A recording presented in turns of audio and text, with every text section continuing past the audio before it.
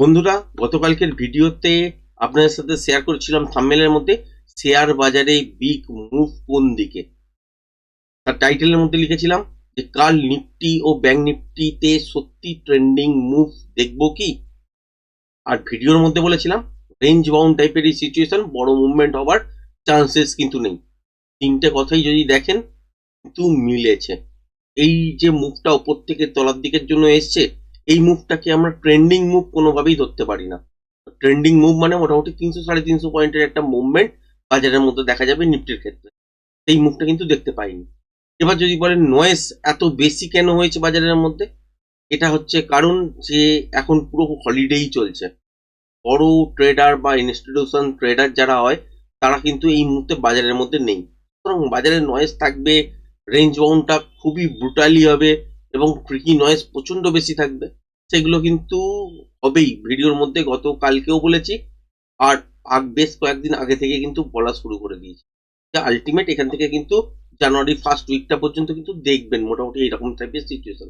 এই জন্য বিগিনার্সদের বলছি যে আলটিমেট এখানে আজকের দিনে ট্রেডিং সেট আপ তো বেরিয়েছে, ট্রেড করেছি, একটাই ট্রেডিং সেট আপ হয়, কিন্তু এটা পার্টে পার্টে করতে হয়েছে। না হলে এই যে একটা মুভমেন্ট, এই বাউন্সের সঙ্গে সঙ্গে যেটুকুনি প্রিমিয়াম বেড়েছিল ঠিক এই জায়গাটা থেকে তলার দিকটা পর্যন্ত প্রিমিয়ামটা কিন্তু মেল্ট হয়ে যেত। যাই হোক, এইখান থেকে কিন্তু আবারও একটা ট্রেডিং সেট আপ অ্যাক্টিভেট হয়েছে এবং সেই ট্রেডিং সেট আপটা কিন্তু সুন্দর মোমেন্টাম নিয়েছে। বাট খুব বেশি কি বড় পয়েন্ট হয়েছে ট্রেন্ডিং বাজারের মতন সেরকম কিন্তু কিছু দেখা যায়নি। আজকের দিনে মর্নিং এ যদি দেখেন ছোটখাটো গ্যাপ আপ খুলেছে, তারপর দেখতে পেয়েছেন যে উপরের দিকে এখানে নয়েজ সৃষ্টি করতে করতে একদম টপ পর্যন্ত গেছে, যেটা হচ্ছে 36,236, এই জায়গাটার কাছাকাছি পর্যন্ত। এখানে কিন্তু একটা ছোট্ট আকারে প্যাটার্ন তৈরি করেছে, তার এগেনস্টে সেল অফ আসেই, কিন্তু এখানে নয়েজ আসছিল, এই জন্যই ওয়েট করা। এবার এখানে টেকনিক্যাল জায়গাগুলো দেখলে বুঝতে পারবেন যে আলটিমেট এখান থেকে তলার দিকে যদি বাজার পড়তেই হয় তাহলে কোথায় মোমেন্টাম আসবে সেটাই খুঁজে বার করা কিন্তু কাজ। নয়তো অপশন বায়ারদের জন্য এই সব বাজারে কিন্তু ট্রেড করা যায় না। সেই জন্য স্কিল কিন্তু বেটার করতে হয়। আর স্কিল বেটার করতে গেলে আপনাকে টেকনিক্যাল নলেজ প্রপার ওয়েতে নিতে হবে এবং লাইভ প্রুফের সঙ্গে নিতে হবে, তবেই কিন্তু পারবেন। আদারওয়াইজ এই জায়গাগুলো খুবই কঠিন। তো এই জায়গাগুলোকে কিন্তু অ্যাভয়েড করে চলার জন্যই আপনাদের সাথে শেয়ার করেছি। তো ট্রেন্ডিং বাজারের মধ্যে কি হয় যে কোনো একটা সময় যদি দেখেন যে মুভমেন্ট হবে মনে করছেন কিন্তু ধরতে পারলেন না, বেশ কিছুটা উপরে গিয়ে ধরে ফেললেন, সেখানেও উদ্ধার হয়ে যাবার সম্ভাবনা থাকে। কারণ বাজারের মুভমেন্ট অনেকটা বড় হবে, সেখানে অলরেডি কিন্তু আপনি যেখানে প্রিমিয়াম পারচেস করেছেন তার থেকে বেশ কিছুটা তলায় পড়ে গেলেও অ্যাভারেজ করলেও সেখানে কিন্তু পাওয়া যায়। সেরকম বাজার মাসের মধ্যে কটা আসে? দুটো তিনটে এইরকমই বাজার আসে, এর থেকে তো বেশি হয় না। ম্যাক্সিমাম দিনে কি হয়? ম্যাক্সিমাম দিনে কিন্তু রেঞ্জ বাউন্স পরিস্থিতি। তার জন্যই কিন্তু টেকনিক্যাল লাগে যে কোন জায়গাটায় মোমেন্টাম পেতে পারি, কতটা পেতে পারি, কি ধরনের প্যাটার্ন তৈরি হচ্ছে, তবেই কিন্তু এই মুভগুলোকে ক্যাপচার করা সম্ভব। আদারওয়াইজ কিন্তু যাই হোক, আজকের দিনে যদি ট্রেডিং সেট আপের কথা বলি, সেলিং সেট আপ তো ছিল মর্নিং থেকে, সেলিং সেট আপের দিকেই হয়েছিলাম। আলটিমেট কিন্তু এই একটাই ট্রেডিং সেট আপ, যদি আপনি টপ থেকে ধরেন এত তলা পর্যন্ত একটাই ট্রেডিং সেট আপ, কিন্তু পার্টে পার্টে করতে হয়েছে। সেটা হচ্ছে দু পার্টে হয়েছে। একটা পার্ট এইখান থেকে শুরু হয়েছে, এই উপরের মুখটা কিন্তু বোঝা যায়নি যে এখান থেকেই সেলিং সেট আপ শুরু হবে বা প্রিমিয়াম বাড়বে। তো সুতরাং এইসব জায়গা থেকে একটা সেলিং সেট আপ তৈরি হয়েছে, সেই সেট আপটা কিন্তু তলার দিকেই এতটা পর্যন্তই নেমে গেছে। তারপরে এইখানে এক্সপেক্ট করা যাচ্ছিল যে প্যাটার্ন অনুযায়ী এই মুভ হবে নাকি র্যালি ফেজের মুভ হবে। কারণ যারা যারা টেকনিক্যাল শিখেছেন তারা নিশ্চয়ই আমার মুখ দিয়ে শুনে থাকবেন যে 3-5-9, তো এটা 3 নম্বর মুভের ক্যাটাগরিতেই ছিল এবং প্যাটার্নের র্যালি ফেজেই ছিল। তো সেই জন্যই কিন্তু এই মুভটা বড় হবে, এটাই এক্সপেকটেশন ছিল। এবার এইসব জায়গা পর্যন্ত যখন এইসব জায়গা এসছিল তখন কিন্তু প্যাটার্নের আওতায় ছিল যে এই প্যাটার্নটার পর এখান থেকে বাউন্স হতে পারে, কিন্তু সাপোর্ট করছিল না লাইভ ইন্ডিকেটার। আপনাদের যাদের যাদের কাছে আছে তারা তো নিশ্চয়ই জানেনি। তো তারপর যখন সাপোর্ট করলো তখনই বুঝতে পারলাম যে আলটিমেট এখান থেকে ওই ওয়েভের মুভ আসছে, আর সেই মুভটাই কিন্তু তলার দিকের জন্য মুভ করবে। এবং এতদূর পর্যন্ত আমরা টেকনিক্যালি যেতে পেরেছি। তারপরে আবার ছোটখাটো বাউন্স হয়েছে, আবার তলায় পড়েছে, আবার উঠেছে, আবার বেশ কিছুটা পড়েছে।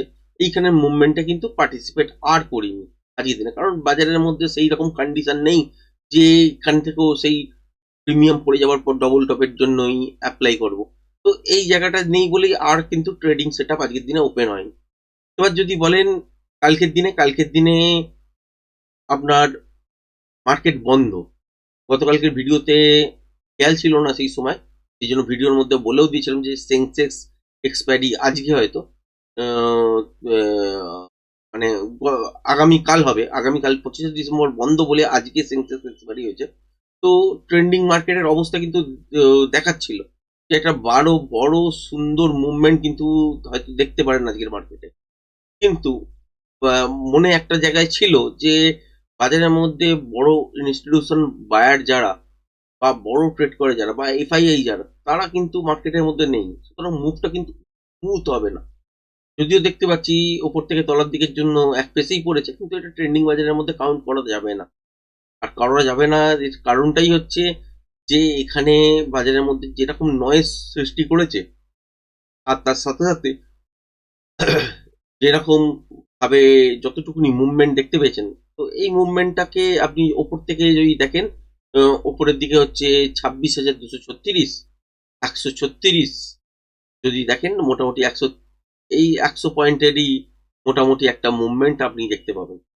তো এই মুভমেন্টটাকে কোনোভাবেই আপনি বলতে পারবেন না যে এটাকে ট্রেন্ডিং মুভমেন্টের আওতায় আনা যায়। ট্রেন্ডিং মুভমেন্টের আওতায় কিন্তু আরো অনেক বড় মুভমেন্ট হয়। এই মুভমেন্ট হয়নি, কিন্তু যেহেতু উপর থেকে তলায় পড়েছে দেখতে ভালো লাগছে। তো যাই হোক, তো ওভারঅল যদি দেখেন বাজারের সিচুয়েশন, তো এই মুহূর্তে ইন্ট্রাডে প্যাটার্ন অনুযায়ী অনেক হিজিবিজি জায়গা দেখছেন। এটা আগামী আরো বেশ কিছুদিন চলবে।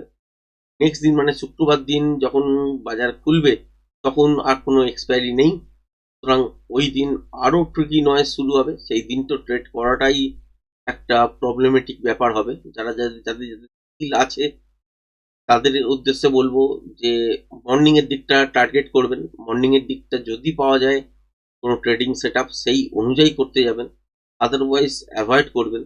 কারণ এই রকম যদি ট্রিকি নয়েজ শুরু করে দেয় বাজারের মধ্যে, ট্রেড কিন্তু করতে পারবেন না। আজকে তবুও করা গেছে, যেহেতু এই মুভমেন্টটা পাওয়া গেছে সেই জন্য, ব্যাঙ্ক নিফটির ক্ষেত্রে এই মুভমেন্টটা পাওয়া গেছে সেই জন্য। কিন্তু যেহেতু এক্সপায়ারি থাকবে না, সেখানে কিন্তু অলরেডি আপনারা এই রকম টাইপের একটা ট্রিকি নয়েজ ফেস দেখবেন। তো সেই মুভমেন্টে কাজ করাটা আশা করি এরকম যদি দেখতে পাই, আমি নিজেও করব না। আর যদি দেখা যায় যে বাজারের মধ্যে সোমবার দিন বা মঙ্গলবার দিন অন্য টাইপের কিছু মুভমেন্ট হচ্ছে বা ভলিউম সেরাম নেই, তো অ্যাভয়েড করব। কারণ এই কটা দিন পার করে দিতে পারলেই আপনার কিন্তু মার্কেটের মধ্যে মুভমেন্ট আবারও চালু হয়ে যাবে। কারণ এফআইআই বা ইনস্টিটিউশনাল বায়ার যারা, তারা আবারও মার্কেটের মধ্যে আসবে, কারণ এটা হলিডে পিরিয়ড। এখন সকলেই প্রায় ম্যাক্সিমাম লোক ভ্যাকেশনেই আছেন। তো এইসব ব্যাপারগুলো থাকবে বাজারের মধ্যে। তো এগুলোকে নিয়েই চলতে হবে। যদি নিফটি এবং ব্যাংক নিফটির কথা বলেন, তাহলে আপাতত ট্রেন্ডে আছে সেটা তো বুঝতেই পারছেন। কারণ 26,236-40 এই জায়গাটায় গেছে। আর 100 পয়েন্ট, 100 পয়েন্টও নেই যদিও, মোটামুটি 100 পয়েন্টের যদি দেখেন আর ওইখান থেকে ওপর, তাহলেই কিন্তু লাইভ হাই আবারও দেখবেন। কিন্তু তার আগে 26,270-80 এটা একটা ক্রিটিক্যাল লেভেল। তো ওই লেভেল থেকে, কারণ আওয়ারলি টাইম ফ্রেম অনুযায়ী অত দূর পর্যন্তই দেখাচ্ছি, তারপর কি এক্সটেনশন পাবো কি পাবো না, সেটা এরকম 5 মিনিটের প্যাটার্ন যেরকম তৈরি করবে, যদি প্যাটার্ন তৈরি করে সেই অনুযায়ী বাদ বাকি নেক্সট মুভটা পাবো। কিন্তু খেয়াল রাখবেন যে 270 থেকে 80, মানে 26,270 থেকে 80, এটা হচ্ছে একটা ক্রুশিয়াল জোন। এর কাছাকাছি পর্যন্ত যেতে পারে, তারপর এখান থেকে তলার দিকের জন্য মুভ করতে পারে। কারণ আওয়ারলি চার্টে এইরকমই কিন্তু অলরেডি আছে। এবার এখানে যদি বাজারকে এখান থেকে তলার দিকের জন্য পড়তে হয়, তাহলে কিন্তু সুইং ব্রেক করতে হবে। মোটামুটি ভাবে আপনারা জানেনই, আপনাদের সাথে শেয়ার করেও ছিলাম, এখন আবারও এই মুহূর্তে শেয়ার করে দিচ্ছি যে যদি কোনো কারণে দেখেন এই মুহূর্তে আর উপরের দিকে হাই হচ্ছে না, তাহলে যতক্ষণ না এই যে সুইংটা দেখতে পাচ্ছেন মোটামুটি 25,900, তলার দিকে হচ্ছে এই জায়গাটা 6160, এই জায়গাটা যতক্ষণ না ব্রেক করছে ততক্ষণ পর্যন্ত আপনি বলতে পারবেন না যে এখান থেকে বাজার তলার দিকের জন্য পড়বে। বাট হ্যাঁ, সিচুয়েশন এমন তৈরি হলো যে আওয়ারলি চার্ট অনুযায়ী দেখলেন যে এখান থেকে উপরের দিকের জন্য আরেকবার করলো, গ্যাপ আপে খুলে গেল, তখন রেঞ্জটা কিন্তু শিফট হয়ে যাবে, কারণ সেই রকম অনুযায়ী কিন্তু বাজারের প্যাটার্ন যেরকম যেরকম তৈরি করবে, তার ভেতরে যেরকম যেরকম সিচুয়েশন গুলো তৈরি করে থাকবে, সেই অনুযায়ী এই রেঞ্জ গুলো আসে। তো এই মুহূর্তে যদি দেখেন যে কন্টিনিউ এইসব জায়গা থেকেই পড়ে যাচ্ছে, কোনো গ্যাপ ডাউনও হয়নি বা ফ্ল্যাট খুলেই পড়ে যাচ্ছে বা উপরের দিকের জন্য গ্যাপ আপ হয়নি আর, তাহলে কিন্তু এই রেঞ্জটাই কিন্তু মার্ক করে রাখতে পারেন, যেটা হচ্ছে 25,961। আর যদি দেখা যায় যে বাজার এইসব জায়গা থেকে আবারও উপরের দিকের জন্য গেছে, সেক্ষেত্রে 26,280, 300 এই জায়গাটার কাছাকাছি পর্যন্ত যেতেই পারে, এইসব জোনের কাছাকাছি। তার জন্য গ্যাপ আপে খুলতেই পারে, তখন কিন্তু এই রেঞ্জটা শিফট করে কিন্তু এইসব জায়গায় যেখানে সিচুয়েশন সেরকম তৈরি হবে, সেই জায়গাটায় কিন্তু অ্যাক্টিভেট হয়ে যাবে।